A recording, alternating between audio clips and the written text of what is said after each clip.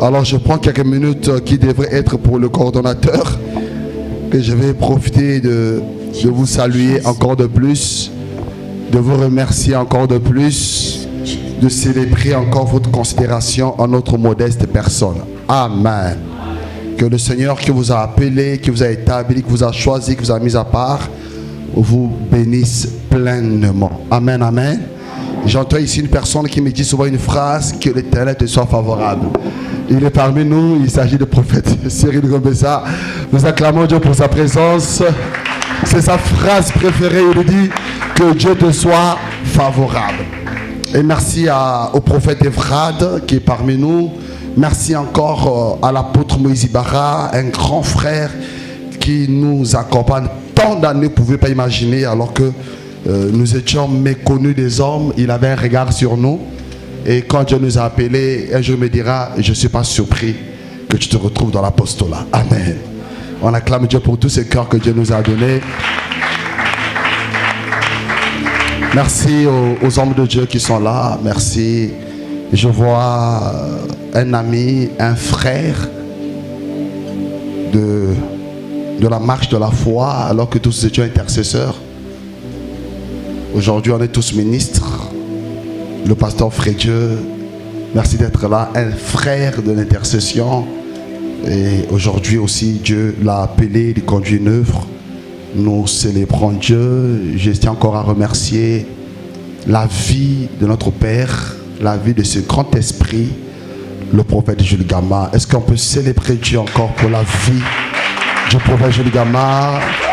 Nous croyons que son séjour à Brazzaville se passe bien. Est-ce qu'on peut bien le faire? Ah, merci beaucoup. Amen, amen, amen. Merci Papa Armand. Gloire à Dieu. Merci cher grand frère. Amen, amen. Merci au bien-aimé pasteur sous la commission de notre Père. Vous êtes là. Merci d'être là. Nous sommes honorés de vous avoir. Et je suis encore à honorer un frère qui a fait le déplacement spécialement pour ce programme, qui a quitté Kinshasa, qui nous a honorés de sa présence.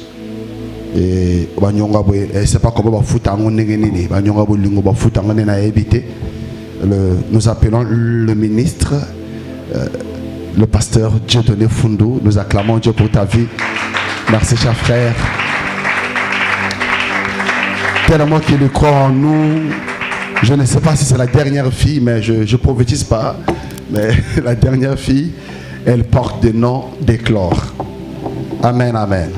Alors ce matin, j'ai un devoir avant que nous écoutions l'orateur principal de ce programme. Le devoir m'a été donné par rapport à la coordination. C'est celui de faire une synthèse de ce que nous avons déjà écouté, de ceux qui n'ont pas été avec nous, pour que nous nous retrouvions dans le même onde d'esprit quand le prophète Papa montera ici, pour que nous comprenions la portée de son message et la portée d'où Dieu nous a pris, d'où Dieu nous emmène. Parce qu'il ne faut pas être étonné de la dimension de foi. On dira mais je ne comprends pas, alors que c'est une suite de la pensée de Dieu. Amen. Le premier jour, par la grâce du Seigneur, j'ai fait l'ouverture et nous avons parlé de la présentation. Par la grâce du Seigneur, nous avons parlé de Jean le Baptiste. On est dans Luc 1,80. Là, la Bible dit que Jean croissait en stature dans les déserts et il se présenta. Et donc nous avons parlé de la présentation de Jean le Baptiste, qui n'est pas arrivé avant, qui n'est pas arrivé après, mais qui est arrivé au temps fixé, parce que Jean est venu répondre à un silence qui existait, parce que de Malachie à Jean, il y a 400 ans du silence de Dieu. Et nous comprenons que le calendrier de Dieu s'arrête quand il y a un manque d'hommes de Dieu.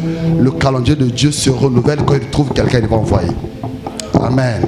Et nous avons expliqué que le type du silence de 400 ans ne reflète que l'absence de Dieu avec Israël. Il se trouvait en Égypte. Parce que si Dieu faisait lever un prophète avant les 400 ans, Israël allait sortir. Parce que le message du prophète, c'est pour faire sortir Israël. Mais Dieu a permis qu'il y ait un silence de 400 ans pour trouver l'homme qu'il va envoyer. Amen. Et nous avons aussi parlé par la grâce du Seigneur de l'Achitophel. Cet homme, quand il parle, la Bible rend témoignage que tu n'as plus besoin de consulter Dieu.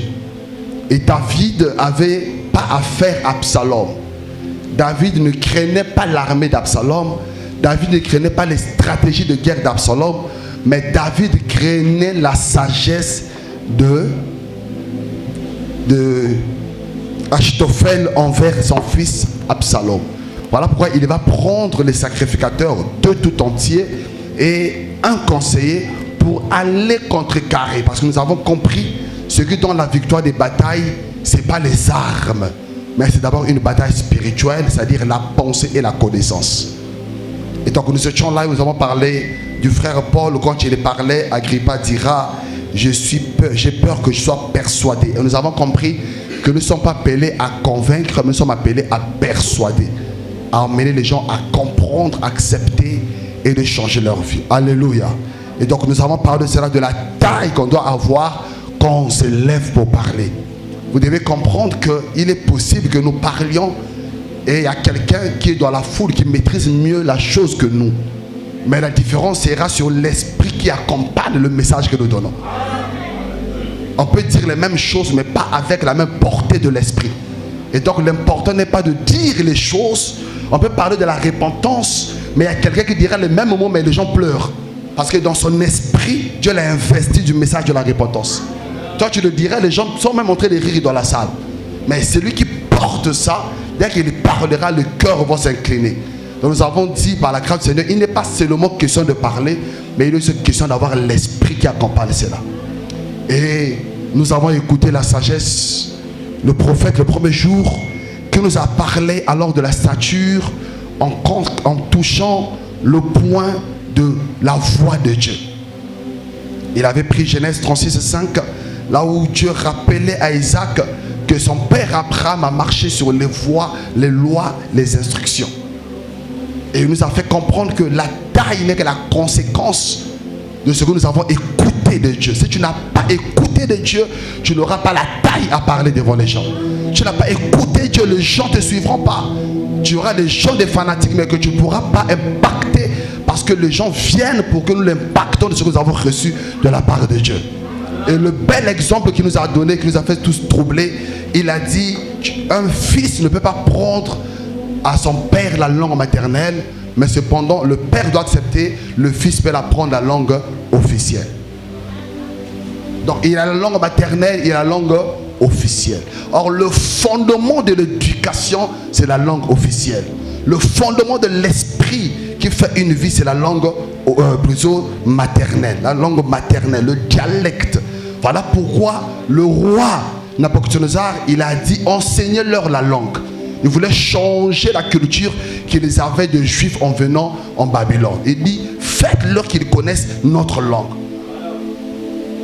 Alléluia. Et donc nous avons compris qu'il est possible, parce qu'il a insisté qu'il croit au ministère des fils. Je voulais dire maintenant à un fils par rapport à cela, il est possible que tu voies mieux que le père, mais c'est le père qui a l'explication.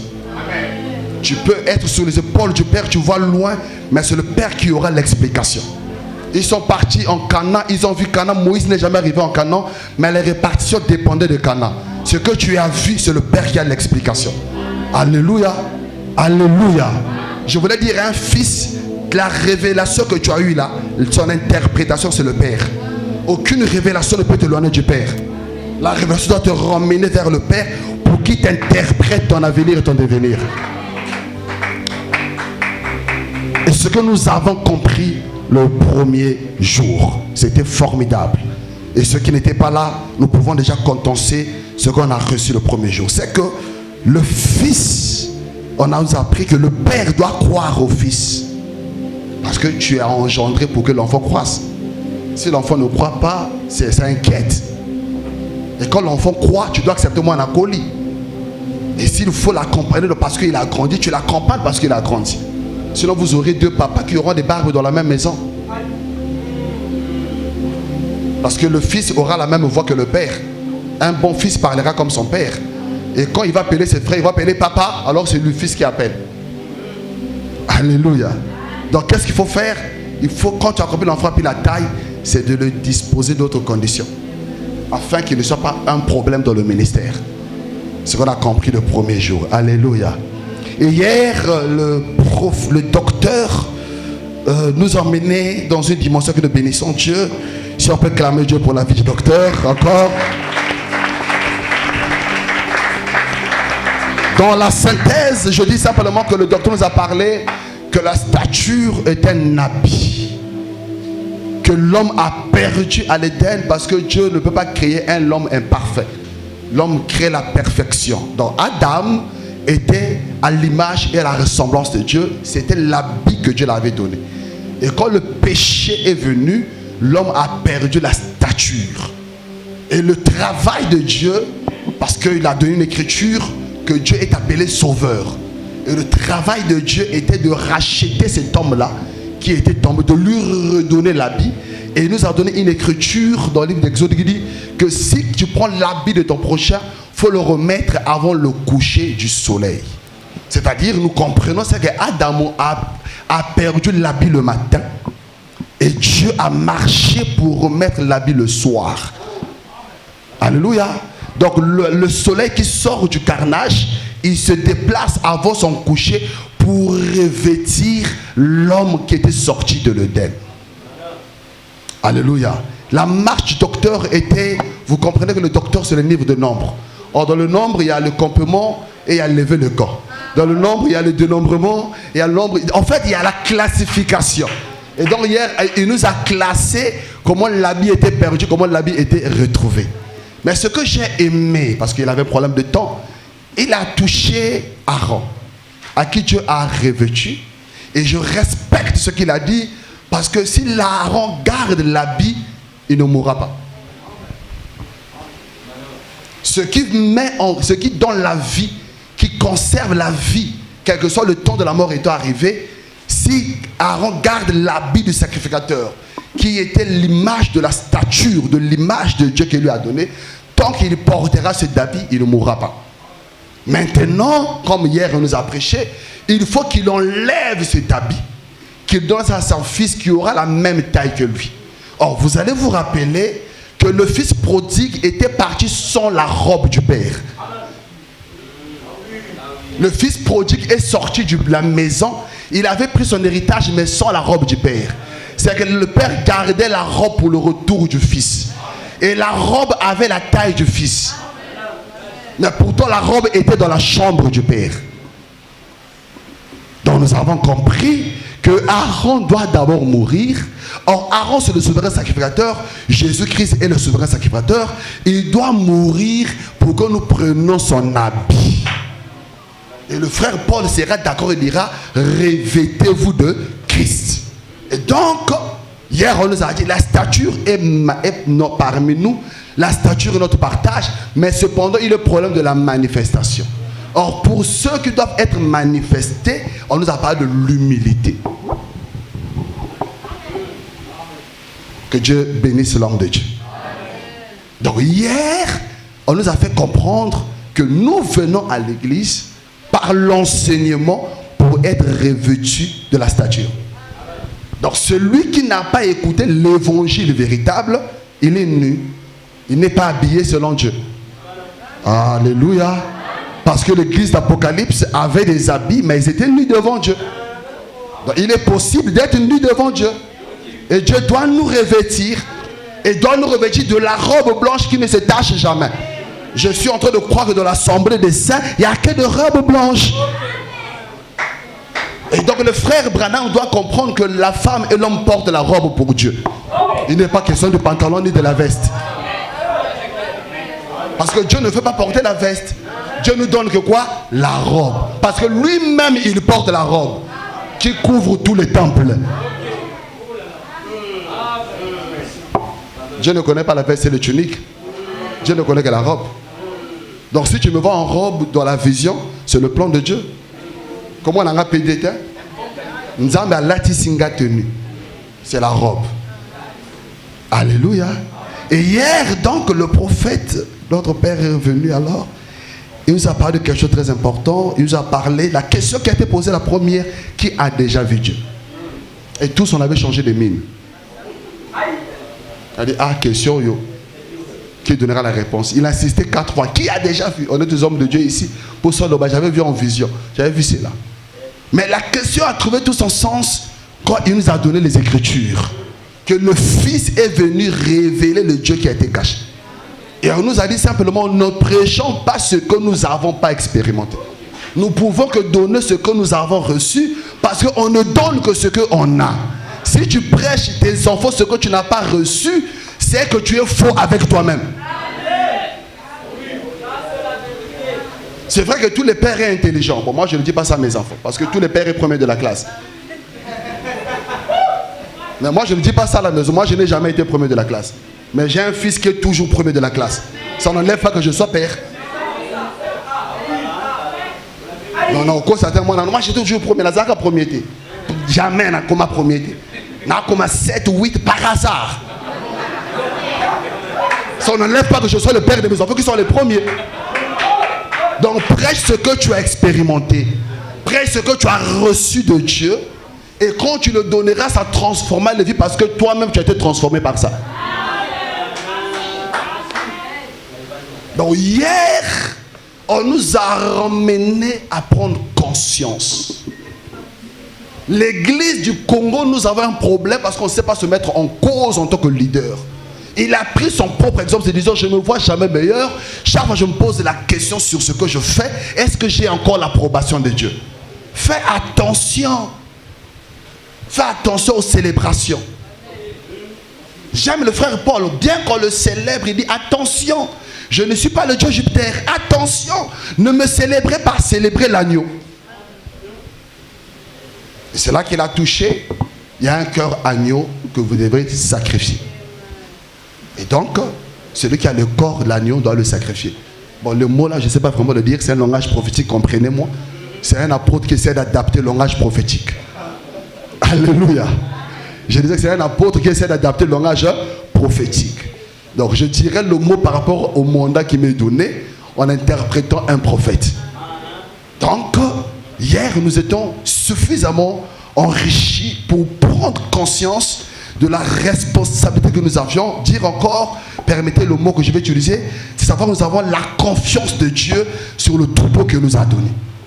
Nous avons la confiance de Dieu sur le troupeau qu'il nous a donné. Et donc il faut prendre soin de ce que Dieu nous a donné. Amen. Voilà ma petite synthèse, ce que nous avons donné, on nous a donné tout au long de ce programme jusque-là. Mais je nous annonce que si c'était un repas, on est en train de manger. Parce que nous, on ne connaît pas les ordres des tables là. Ordre de table basali. Donc ceux qui entrent, ceux qui sont consistants, amen. Alléluia.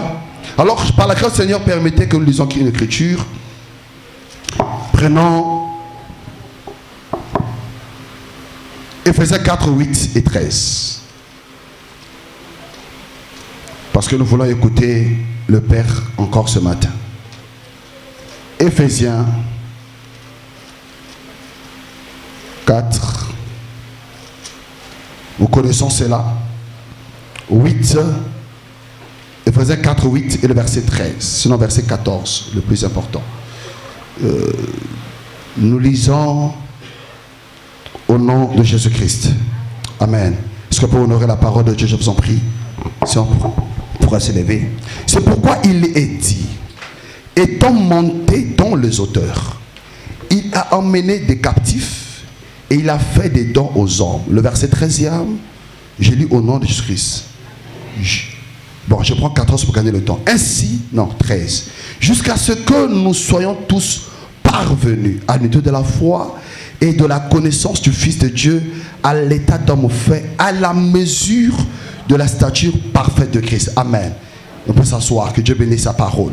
Le frère Paul ici, il parle à l'église d'Éphèse, révélant que si Christ est le don de Dieu, le ministère c'est le don du Fils. Alléluia.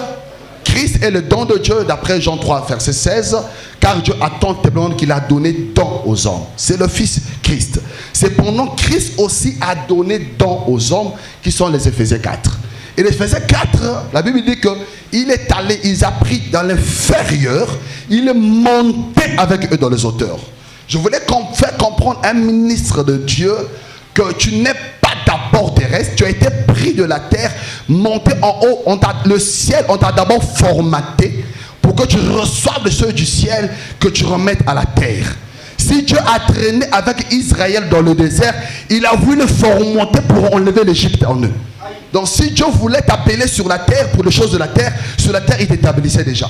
Mais il a plu à Dieu de monter avec toi, que tu assistes à son conseil, que tu reçoives des choses, que tu descendes avec, pour que ce peuple-là soit dans l'unité de la foi et qu'il atteigne la mesure. Il ne parle pas de la stature, il parle de mesure.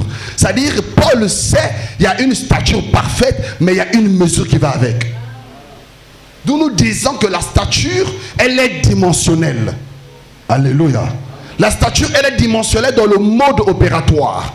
Allez-y lire Luc 4, vous comprenez? Jésus-Christ a manifesté les 4 dimensions. Il dit, l'esprit est sur l'esprit. Il était rempli de l'esprit. L'esprit l'a conduit. Il était revêtu de l'esprit. Il dit que l'esprit est sur moi, il m'a oint. Un seul chapitre avec les 4 dimensions de la stature. Afin que les gens qui vont le recevoir, celui qui rencontre Jésus-Christ qui est rempli, celui qui rencontre Jésus-Christ qui est conduit, qui rencontre Jésus-Christ qui est revêtu, et qui rencontre Jésus qui est oint, il est différent. Il est différent dans toute l'opération de faire. Donc nous voulons comprendre ce matin, par la grâce du Seigneur, que la stature est une mesure qu'on doit atteindre à sa perfection. Alléluia. Tu dois comprendre que quand Dieu t'appelle, il ne t'appelle pas que tu t'arrêtes seulement à la tente d'assignation. Non, Dieu te prendra là, il te mènera dans le lieu saint, il te mènera dans le lieu très saint. C'est la marche que Dieu fait avec tout le monde. Voilà pourquoi je disais ce matin à un taximan, je lui disais que tu dois comprendre que Dieu marche avec nous pour que nous atteignions ce que la chair ne peut pas nous donner. Que la chair tombe pour que nous avançons progressivement avec Dieu. Je fais un tour dans une famille, il me reste quelques minutes. Je fais un tour dans une famille, là où un homme a la stature. La personne là, il s'appelle Jacob. J'étais dans cette famille-là. J'ai participé dans cette famille, j'ai vu des choses extraordinaires. Vous savez que Dieu a un but à atteindre avec nous. Alléluia. Et le but de Dieu, c'est que Dieu voulait atteindre le pain de proportion. Parce que le tabernacle était céleste. Mais sur la terre, Dieu cherchait la table de près de proportion. Et pour que Dieu atteigne la table de près de proportion, Dieu va rendre stérile Rachel. Parce que la multiplication de Léa et la multiplication de Rachel fera la table de paix de proportion. C'est le 12 pains, c'est le 12 fils de Jacob. Mais pour que Dieu atteigne le but, Dieu rend stérile Rachel. Quand Dieu rend stérile Rachel, Jacob est en train de donner les enfants avec Léa. Ce que j'aime, c'est Rachel. Rachel s'approchera de Jacob. Dans Genèse 30. Il dit à Jacob, donne-moi un enfant. Amen. Amen. Ils étaient longtemps en tant que femmes, hommes et mari. Mais ce jour-là, quand déjà Zabulon vient de naître, il comprend que maintenant je dois aller vers mon mari. Il dit, donne-moi un fils. Car tu as la stature, tu as la taille, tu as l'alliance, tu as tout. Donne-moi un enfant. Jacob va s'énerver. Il dit, est-ce que c'est moi qui donne les enfants? Et il dit, si tu ne me donnes pas un enfant, je vais mourir. C'est-à-dire, celui qui n'a pas le fils, il est mort. Or, le fils en nous, c'est ça la stature. Alléluia. Le fils en nous, c'est ça la stature. Le fils est Christ. Il dit, si tu ne me donnes pas le fils, je vais mourir. Est-ce que Rachel sait que Dieu a un but à atteindre? Alors il donnera Bila à Jacob. Il y aura Dan. Quand Dan aura, il y aura Nephtali. Et quand Nephtali vient, j'aime ce que dit Rachel. Rachel, j'ai combattu avec ma soeur. Je pose la question depuis qu'il y a eu une bataille entre Léa et Rachel. Je voulais dire ceci. Quand le Père, tu as la stature, Dieu qui a la stature, l'Église peut se combattre. Mais c'est ce qui sortira de l'église qui est plus important. Je rappelle encore, l'église peut se combattre. Rachel et Léa peuvent se combattre. Mais les enfants ne se combattront pas. Parce que les enfants reconnaîtront la sémence du Père. qu'est-ce que je veux dire? Docteur Titi, il est à la génération. On peut être en contradiction en nous. Mais ce qui sortira de nous, c'est la parole. Si elle est oui et amen, c'est la semence du Père. Donc l'église doit comprendre, ce n'est pas les batailles qui nous auront un problème, mais c'est la semence que nous portons. Il y a la semence, lisons quelque chose sur les deux enfants qui sont de mères différentes parce qu'ils ont la même semence. Je termine par là. Juge 5, verset 18. Quelqu'un a trouvé? Me lis ça rapidement. Juge 5, 18.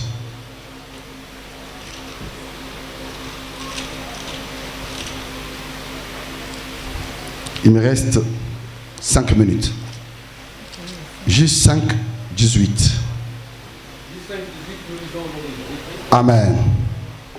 Zabulon est un peuple qui affronta la mort. Zabulon, c'est un peuple qui affronta la mort. Et Nephtali de même. Nephtali de même. Sur les auteurs de sang. Écoutez, Zabulon affronte la mort, Nephtali de même. Cependant, Zabulon et Nephtali sont des frères, des mères différentes mais d'un même père.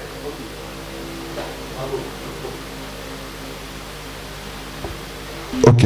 Je disais que Zabulon, il est d'une mère. Nephtali, il est d'une autre mère, mais d'un même père. Cependant, les mères ont eu des batailles.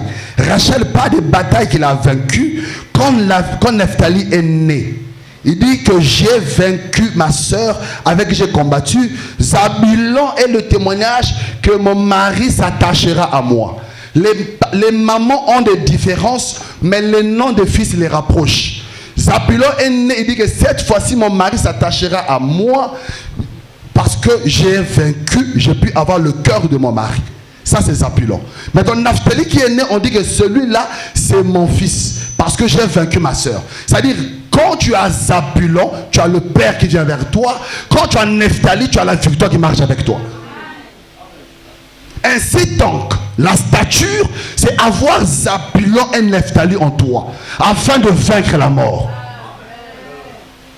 Mais tous deux ont la même semence. La semence c'est qui? C'est Jacob. Nous devons comprendre que ce que nous avions ne vient pas de nous, vient du Père. Et par rapport à cela, nous allons marcher en portant un seul nom, peuple d'Israël. Le nom personnel disparaît. Les dénominations disparaissent quand on nous présente le peuple des Hébreux. On ne parlera pas des tribus, on parlera du peuple des Hébreux. Mais à l'intérieur, il y a un Zabulon et un Nephtali. Nous voulons dire simplement, la croissance nous impose de parler par rapport à l'intérêt de l'autre que de soi-même, parce que nous sommes une équipe. La stature, comme disait hier le docteur, la maturité est une dimension qui fait que tu puisses te taire et de reconnaître l'autre. Qui fait que je puisse accepter que je peux monter avec l'autre pour aller combattre. Parce que c'était Judas qui allait monter, mais Simeon est parti avec lui. La stature, c'est que tu peux voir ce que tu peux faire, mais quelqu'un le faire mieux que toi, tu l'appelles avec toi. Parce que dans le campement, c'est pas Judas qui va seul. Mais cependant, c'est Judas qui est appelé à être en devant parce que c'est le lieu qui doit conquérir. Parce que dans l'ordre du campement, Judas passe avant tout le monde. Mais Judas ne montera pas seul. Il fera appel à qui? À Simeon. Nous sommes la même sémence, mais chacun dans le monde opératoire. On a la même sémence, mais le monde opératoire est différent. Que l'église du Congo reconnaisse aujourd'hui que s'il s'agit d'un docteur, j'appelle le docteur Titi, je ne souffre pas. Si c'est le prophète, j'appelle le prophète Jules. C'est le prophète des frères, je ne souffrirai pas. Je ne prendrai pas mon habit, je ne prendrai pas un habit qui n'est pas le mien.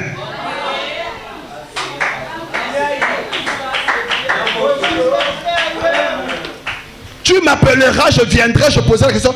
Tu veux que je parle de quoi? Non, je vous enseigne sur ceci. Je dis, ça c'est un langage doctoral. Ça c'est un langage prophétique. Parce que le thème a un esprit, le thème a un message. Et je dois reconnaître, je dois voir dans la nation, dans notre famille, qui a cette taille-là, qui peut mieux donner pour que l'équipe gagne. Pour que l'équipe gagne. J'aime le pasteur de la sœur Dorcas. J'aime ce pasteur-là. Elle était mon demi d'un pasteur. Mais quand Dorcas est morte, il a dit, écoutez, ça c'est la résurrection. Ça c'est pas mon ministère. Allez chercher Pierre. Ça ne l'a pas enlevé, pasteur. Et quand Pierre a ressuscité, elle est restée. Quand Dorcas a ressuscité, Alanda Pierre était attiré à l'église à pasteur One. Quand Philippe a enseigné, il a dit non. Cette dimension-là, ce n'est plus moi. Appelez Pierre et Jean. J'ai fait l'évangélisation, mais le fondement, il y a Pierre et Jean. Venez enseigner, moi j'ai fini ma mission. Il faut qu'on arrive à accepter aujourd'hui que s'il y a un Zabulon, il y a un Nephtali. S'il y a un Judas, il y a un Siméon. Tu ne feras pas des choses seul. Dieu n'envoyait pas une seule personne. Même Paul qui a la grande mission pour qu'il s'accomplisse, on mettait à part Paul et Barnabas. La taille, la maturité exige que tu connaisses d'où tu t'arrêtes. Et de faire confiance aussi à l'esprit, ce qu'il fera avec toi, mais aussi de reconnaître les grâces des autres. Ça ne t'enlèvera rien.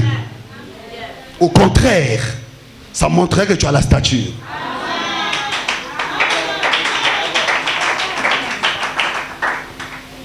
Alléluia. Donc, cher éminent homme de Dieu, je termine par dire ceci. Zabulon et Nephtali, de mères différentes, mais la même sémence. Les guéguerres, c'est pour les petits enfants. Paul a dit, pour les hommes faits, à ceux qui ont la maturité, ils marchent ensemble malgré les différences. Paul étant mature, il dit, sur le point nous sommes tombés d'accord, marchant. Si on n'est pas différent, laisse ça à côté. La maturité, c'est ça. La taille que nous voulons de l'église du Congo, c'est qu'on peut être effacé pour élever l'autre. Parce que Christ l'a fait en premier.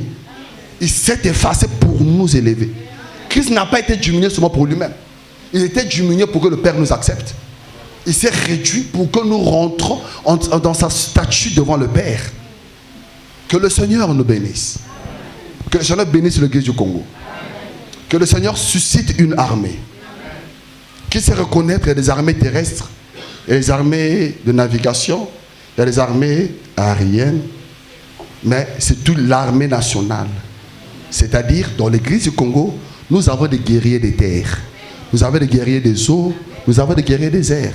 Si toi tu n'es pas marin, ne va pas avec les marins. Ne va pas, parce que là-bas, parce qu'un bon marin doit savoir nager. Comment je te retrouve avec les marins, toi tu n'es pas marin? Comment je te retrouve avec les fantassins alors que tu es un gendarme? Il faut savoir où tu es et opérer de la dimension que Dieu t'a donnée. Tu ne perdras rien parce que tu es dans le plan que Dieu t'a appelé. Que le Seigneur nous bénisse. Qu'il nous garde. On acclame son Seigneur. Merci beaucoup. Nous acclamons Jésus-Christ. Nous acclamons Jésus-Christ.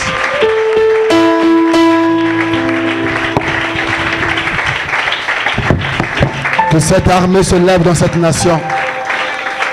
Que cette grande armée se lève dans cette nation. Qui opère de la diversité. Nous allons prier. Que Dieu, dans sa grâce, que ce que tu es, dans la mesure du possible, tu opères de la taille que Dieu t'a donnée. Et que tu sois aussi capable de voir ce que tu n'as pas dans la vie des autres. Afin que la grâce de Dieu, afin que la volonté de Dieu, j'allais dire, s'accomplisse dans cette nation. Il y a des choses, Paul dit, vous êtes le sceau de mon apostolat. Il y a des choses qui sont attachées au ministère, qui ne sont pas attachées à nos capacités. Nous prions le Seigneur. Moi, je crois 30 secondes, 1 minute. Nous prions au nom de Jésus-Christ. Alléluia.